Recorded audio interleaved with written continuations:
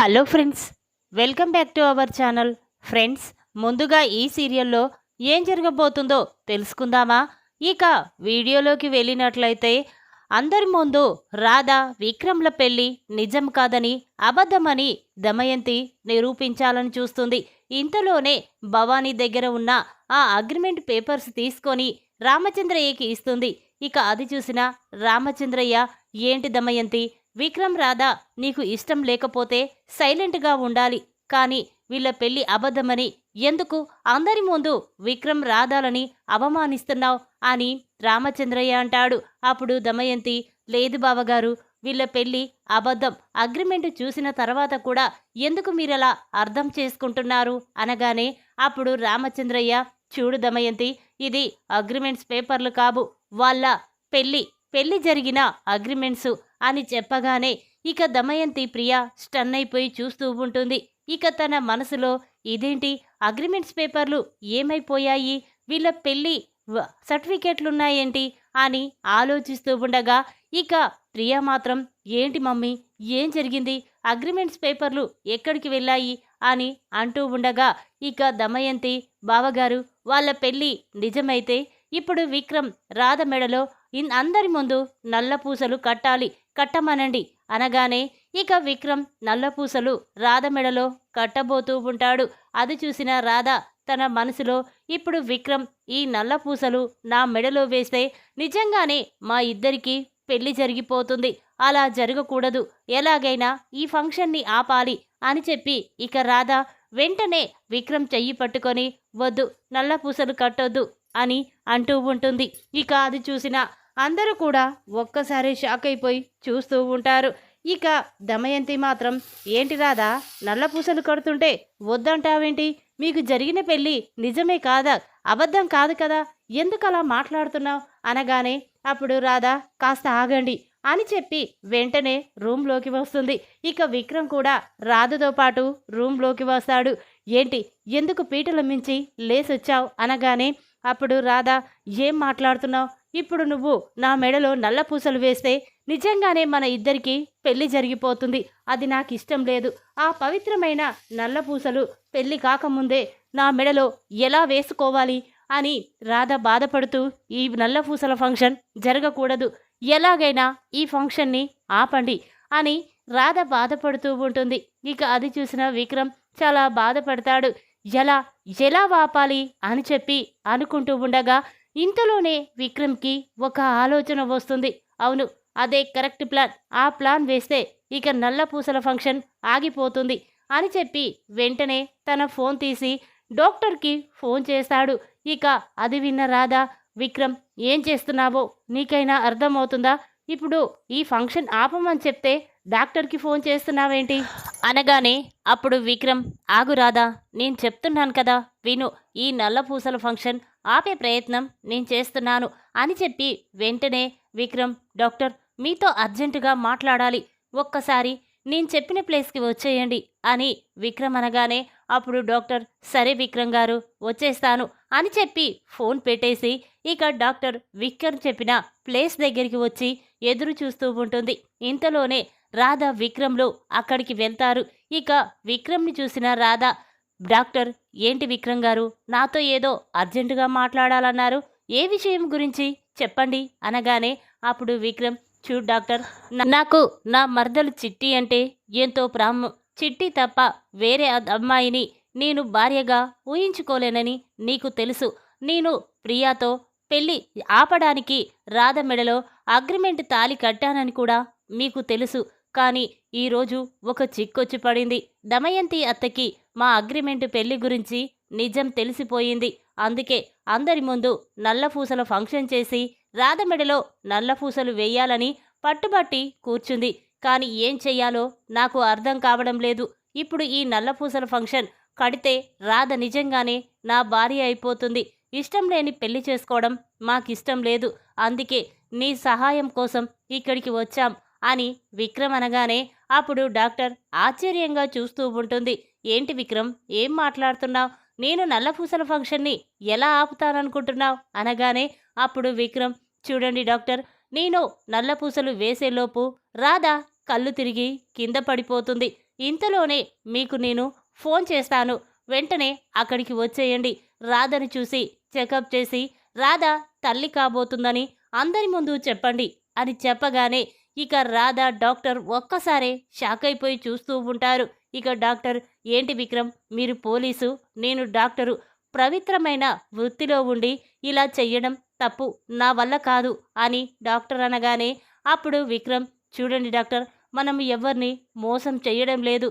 అందుకే ఇది నా మనస్సాక్షికి తెలుసు, నా మర్దలంటే ఎంతో ప్రాణం, నా ప్రాణాన్ని కాపాడడం కోసం ఇదొక్క సహాయం చెయ్యండి ప్లీజ్, మీకు దండం పెడతాను అని విక్రమ్ అనగానే అప్పుడు డాక్టర్, విక్రమ్, నువ్వు తప్పుల మీద తప్పులు చేస్తున్నావు. ఏదో ఒకరోజు ఈ నిజ స్వరూపం బయటపడితే మీ మావయ్య నీ మొహం చూడడానికి కూడా ఇష్టపడడు అనగానే అప్పుడు రాధ, అవును, మనది అగ్రిమెంట్ పెళ్ళని నాకు తెలుసు, నీకు తెలుసు, కానీ ఇలా తల్లి కావడం అంటే మళ్ళీ 2 రోజుల తర్వాత శ్రీమంతం అది ఇదే అని అంటారు. వద్దు వద్దు అని రాధ అంటూ ఉంటుంది. అప్పుడు విక్రమ్, చూడు రాధా, ఆ తర్వాత ఏం చేయాలో నేను చూసుకుంటాను, కానీ ఇప్పుడు నల్లపూసల ఫంక్షన్ ఆపడానికి ఇదొక్కటే కరెక్ట్ టైము అని చెప్పి అంటూ ఉంటాడు. అప్పుడు డాక్టర్, సరే విక్రమ్, ఇదొక్కసారి మాత్రం చేస్తాను, కానీ ఏదైనా ప్రాబ్లం వస్తే నేను కూడా అందరి ముందు చాలా చులకనైపోతాను, జాగ్రత్తగా ఉండాలి అని డాక్టర్ చెప్పగానే అప్పుడు విక్రమ్, సరే డాక్టర్, నేను చూసుకుంటాను అని చెప్పగానే ఇక డాక్టర్ అక్కడి నుంచి వెళ్ళిపోతుంది. రాధ మాత్రం విక్రమ్తో, చూడు, మనం తెలియకుండా చాలా తప్పులు చేస్తున్నాము, అందరినీ మోసం చేస్తున్నాము, ఈ విషయం ఇంట్లో వాళ్ళకి తెలిస్తే మనల్ని ఎప్పటికీ క్షమించరు, నాతో పాటు నిన్ను కూడా మెడపట్టుకొని బయటికి గెంటేస్తారు, వద్దు నిజం చెప్పేద్దాం అని రాధ అంటూ ఉంటే అప్పుడు విక్రమ్, చూడు, ఇప్పుడు నేను వాళ్ళతో నిజం చెప్పేస్తే ప్రియాతో నా పెళ్ళి ఖచ్చితంగా చేస్తారు, కానీ నా మనసులో నా మర్దలే, అదే చిట్టినే నా ప్రాణం, తననే నా మనసులో భార్యగా ఊహించుకుంటున్నాను, అలాంటిది ప్రియా మెడలో తాళి కట్టి ఎలా నిన్ను ప్రియాని పెళ్లి చేసుకోవాలి అని విక్రమ్ బాధపడుతూ ఉంటే అప్పుడు రాధ, సరే మీ ఇష్టం, వెళ్దాం పదండి అని చెప్పి ఇక విక్రమ్ రాధ ఇంటికి వెళ్తారు. ఇంతలోనే అందరూ కూడా ఎదురు చూస్తూ ఉంటారు. ఇక దమయంతి విక్రమ్ రూమ్ దగ్గరికి వచ్చి, ఒరే విక్రమ్, ఎంతసేపురా మీకోసం కింద ఎంతసేపటి నుంచి వెయిట్ చేయాలి, రండి, ఫంక్షన్ టైం అవుతుంది అని దమయంతి అనగానే ఇక విక్రమ్ రాధ ఇద్దరూ కూడా కిందికి వస్తారు. ఇంతలోనే పూజారి గారు మంత్రాలు చదువుతూ ఉంటాడు. ఇక విక్రమ్ నన్నపూసలు తీసి రాధ మెడలో వేస్తూ ఉంటాడు.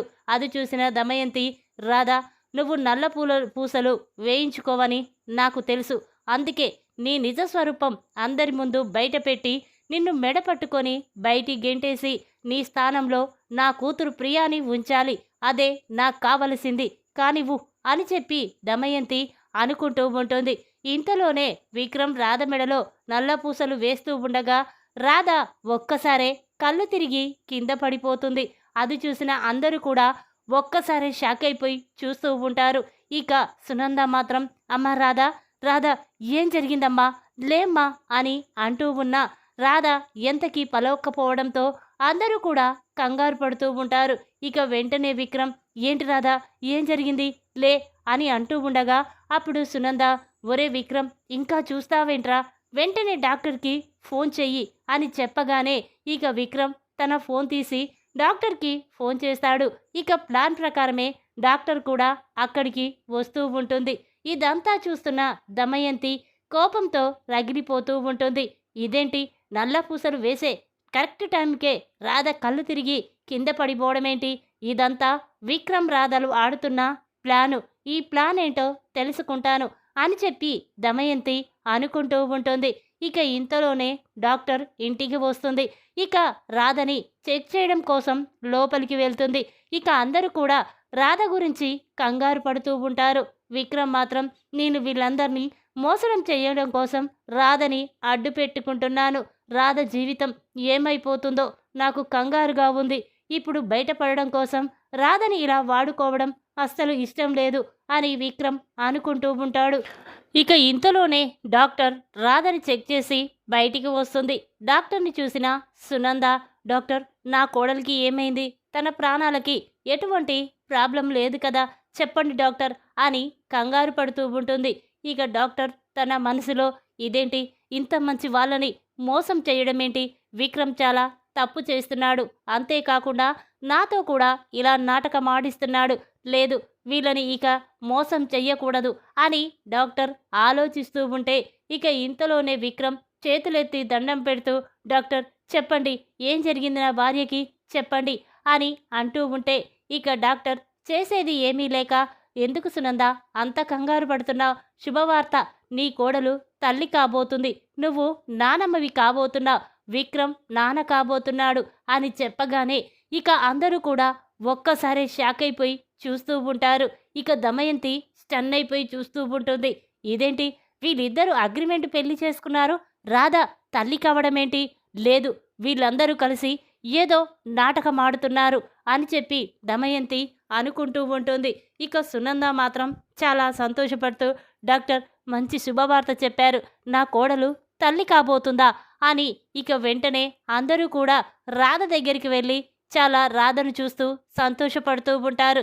ఇక సునంద మాత్రం, ఒరే విక్రమ్, ఏంట్రా నువ్వు ఏం చేస్తున్నావో నీకైనా అర్థమవుతుందా, రాధ తల్లి కావడమేంటి అనగానే అప్పుడు విక్రమ్, ఏ పెళ్లి చేసుకున్న వాళ్ళు తల్లికారా, తల్లిదండ్రులు కాలేరా అనగానే అప్పుడు దమయంతి, ఏంట్రా ఇదంతా నీ ప్లానేనా, మీరు కావాలని అగ్రిమెంటు పెళ్లి చేసుకొని ఇప్పుడు తల్లి కాబోతుందంటే ఎవరు నమ్ముతారా, ఇదంతా నువ్వు రాధ ఆడుతున్న నాటకం కదా అనగానే అప్పుడు విక్రమ్, ఏ నువ్వు మా అగ్రిమెంట్ పేపర్లు తీసుకువెళ్ళి దాచిపెట్టినప్పుడు అది నాటకం కాదా, చూడు మా ఇద్దరి నిజస్వరూపం బయట పెట్టాలని నువ్వు చూసావు, కానీ అలా జరగకుండా నేను చూశాను, నాకు చిట్టి అంటే ప్రాణం, చిట్టిని తప్ప ఇంకా ఎవరిని పెళ్లి చేసుకోను, నువ్వు ఆ అగ్రిమెంట్ పేపర్లు బయట పెట్టి రాధని బయటికి గెంటేసి నువ్వు ప్రియానిచ్చి నాకు పెళ్లి చేయాలని చూసావు, కానీ అది ఎప్పటికీ జరగనివ్వను, నా ప్రాణం పోయినా నేను మాత్రం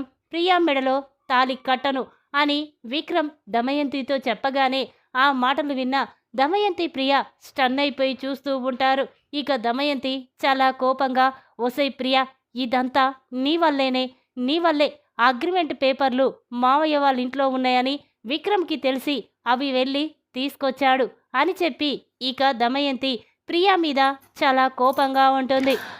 ఇక డాక్టర్ అక్కడి నుంచి వెళ్ళిపోతుంది. కానీ సునంద, పద్మమ్మ అందరూ కూడా రాధని చాలా జాగ్రత్తగా సంతోషంగా చూసుకుంటూ ఉంటారు. ఇక ఇంతలోనే అందరూ భోజనం చెయ్యడానికి అక్కడికి వస్తారు.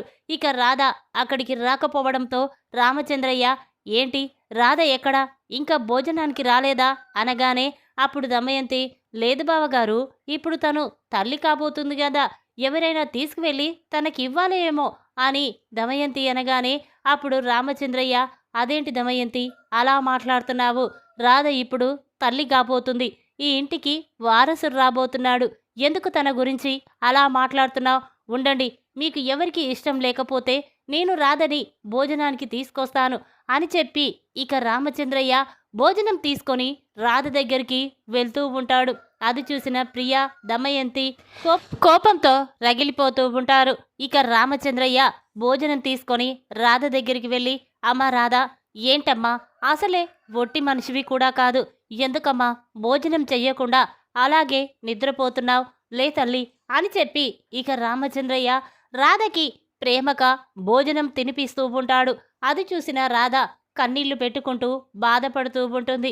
ఇదేంటి, ఇంత మంచి మనుషుల్ని నేను మోసం చేస్తున్నానా, లేదు ఇలా చెయ్యకూడదు, నేను విక్రమ్ కలిసి చాలా తప్పు చేస్తున్నాము అని రాధ అనుకుంటూ ఉండగా అప్పుడు రామచంద్రయ్య, అమ్మ రాధ, ఎందుకమ్మా ఈ కన్నీళ్ళు అనగానే అప్పుడు రాధ, అదే గురుజీ, మా నాన్న కూడా అచ్చం నీలాగే చూసుకునేవాడు, నేను భోజనం చెయ్యకుండా నిద్రపోతే తిన్నదాకా మా నాన్న ఊరుకునేవాడు కాదు, నిన్ను చూస్తుంటే మా నాన్నని చూస్తున్నట్టే ఉంది అని రాధ అనగానే ఆ మాటలు విన్న రామచంద్రయ్య వెంటనే చిట్టితో గడిపిన ఆ మధుర క్షణాలని గుర్తుకు తెచ్చుకుంటూ ఉంటాడు. ఇదేంటి, రాధ మాట్లాడుతూ ఉంటే అచ్చం నా కన్న కూతురు చిట్టి మాట్లాడినట్టే అనిపిస్తుంది, తన ప్రవర్తన, మాట తీరు చూస్తుంటే అచ్చం చిట్టిలాగే ఉంది అని రామచంద్రయ్య మనసులో అనుకుంటూ ఉంటాడు. ఇక ఇంతలోనే అటుగా వెళ్తున్న సునంద రామచంద్రయ్య రాధని చూసి చాలా సంతోషపడుతూ ఉంటుంది. అన్నయ్య మాత్రం నా కోడలిలో తన కూతుర్ని చూసుకుంటూ చాలా పడుతూ ఉన్నాడు. నా కోడలు అన్నయ్యకి ఒక కూతురులాగా అనిపిస్తుంది. తను వచ్చిన దగ్గర నుంచి అన్నయ్య చాలా సంతోషంగా ఉంటున్నాడు. నాకు కావలసింది కూడా ఇదే అని చెప్పి సునంద చాలా సంతోషపడుతూ ఇక అక్కడి నుంచి వెళ్ళిపోతుంది. అదంతా చూస్తున్న ప్రియా మాత్రం కోపంతో రగిలిపోతూ ఉంటుంది. ఓసై రాధా, నేను ఉండవలసిన ప్లేస్లో నువ్వున్నావు. నేను ప్రేమించిన బావని నువ్వు పెళ్లి చేసుకొని సంతోషంగా ఉంటున్నావు. అది చూసి నేను తట్టుకోలేకపోతున్నాను. ఎలాగైనా నిన్ను మా పెదనాన్నని శాశ్వతంగా విడదీస్తాను. నీ మీద అనుమానం కలిగేలా చేస్తాను. ఇంట్లో నుంచి బయటికి గెంటిస్తాను అని ప్రియా అనుకుంటూ ఉండగా ఇంతలోనే దమయంతి ప్రియా దగ్గరికి వస్తుంది. ఏంటమ్మా, దేని గురించి ఆలోచిస్తున్నావు అనగానే అప్పుడు ప్రియా, ఇంకా దేని గురించి ఆలోచిస్తానమ్మా, నీకు నేనంటే ప్రేమ లేదు. ఆ విక్రమ్ రాధాలంటేనే ప్రేమ. అందుకే వాళ్ళిద్దరికీ ఫంక్షన్ చేయడానికి కూడా రెడీ అయ్యావు అంటే ఏమనుకోవాలి? అయినా నువ్వు ఏమీ చెయ్యలేవని అర్థమైపోయింది. ఏదో ఒకటి నేను చేస్తాను. ఆ రాధని బావ నుండి శాశ్వతంగా విడదీస్తాను.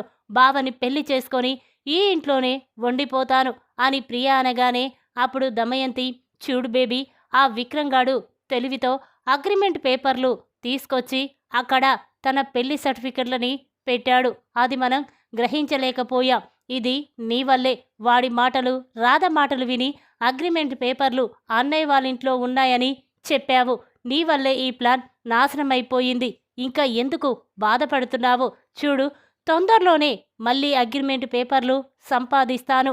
అందరి ముందు ఆ రాధ విక్రమ్ల నిజస్వరూపాన్ని నిరూపించి ఆ రాధని మెడపట్టుకొని బయటికి గెంటేలా నేను చేస్తాను. నువ్వేం బాధపడకమ్మా అని దమయంతి ప్రియాని ఓదారుస్తూ ఉంటుంది.